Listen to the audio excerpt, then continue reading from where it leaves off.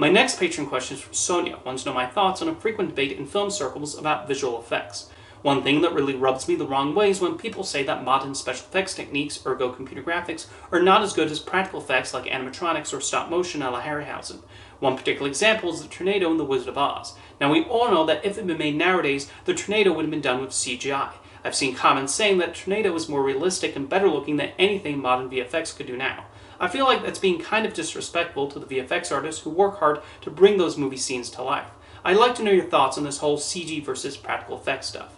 This is a topic I've thought a lot about myself, as someone with a lot of respect for what visual effects artists do with computers. I think too many people look down on them and think they just involve clicking a few buttons on the keyboard and poof, there's that monster or spaceship, when it's actually a lot more complicated than that, and there's a lot of thought put into creating them. I think practical effects are fantastic too, but both methods utilize creativity and problem solving to figure out how to make those images come to life on screen.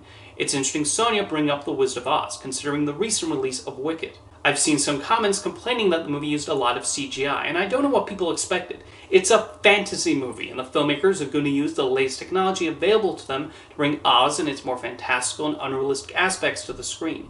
You could try to find a singing goat who wears glasses and performs musical numbers, but I think you're going to come up short. And while Wicked used computer-generated effects for things like talking animals, a lot of effects were done in camera. When the trailer was released, many assumed this train was CGI, when it was actually built and filmed with the actors interacting with it. I thought Wicked did a great job of combining these two types of effects to take audiences to the land of Oz. Like Sonia said, if the makers of The Wizard of Oz had access to today's special effects technology in 1939, you bet they would have used it to create the tornado, horses of different colors, and other remarkable imagery in that movie. Even movies that people praise for having limited computer-generated effects actually use a lot of them. Parasite is a perfect example of this, as that used extensive CGI to create sections of the house where most of the movie is set. How many viewers noticed that? Probably very few. In addition to Bong Joon-ho, David Fincher, and Martin Scorsese also use extensive visual effects in places people might not expect in order to bring their visions to the screen. I remember so much of the talk around Top Gun Maverick was how incredible it is that the movie used little CGI and actually filmed the actors flying around in jets. Well, sorry to break the illusion, but Top Gun used a lot of computer-generated effects, including jets that were created entirely digitally. A large chunk of the widely praised climax used plenty of effects in post. People will notice when the ogre or talking animal or superhero flying across the screen was done with computer-generated effects. But when it's things like the top of a house or a street being extended, or even someone's breath, they are less likely to spot that. Even a simple romantic comedy will usually have credits for a CG company that provided some effect for the film. Christopher Nolan is usually praised for using few computer-generated effects, and yes, compared to other blockbusters, his movies will have less. Interstellar used 850 visual effects shots, which is a fraction of what you might see in a Marvel movie, for example. However, that still means he used computer-generated effects in some way to make the audience believe the characters actually went to another planet. Nolan is currently working on an adaptation of Homer's The Odyssey, a story which has a lot of fantastical creatures like a giant cyclops and half-bird, half-woman sirens, so I'm curious what he'll do to bring them to life.